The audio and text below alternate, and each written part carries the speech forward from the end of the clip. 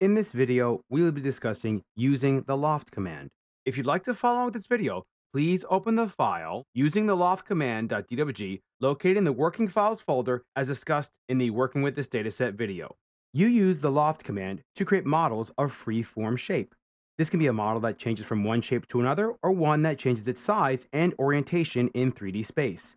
When you create a lofted model, you select multiple cross-sections and the model transitions in size, shape, and form from one cross-section to another.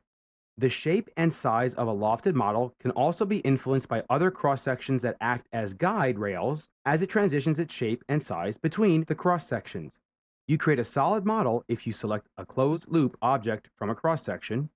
If you select one loop geometry or a closed loop composed of separate objects for the cross-sections, then you will create a surface model.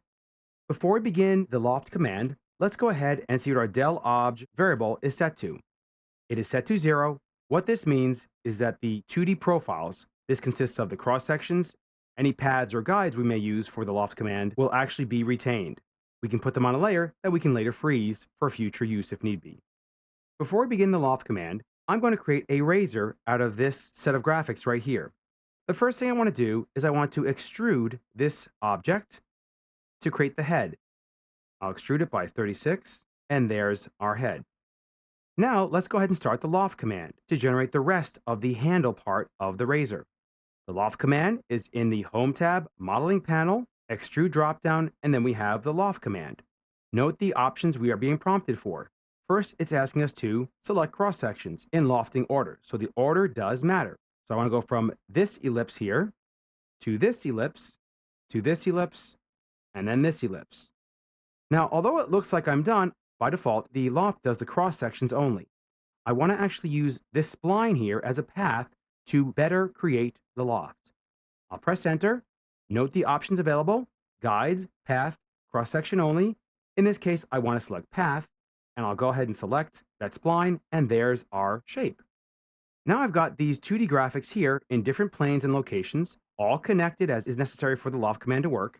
I've got some guides that I want to use, as well as the cross-sectional objects.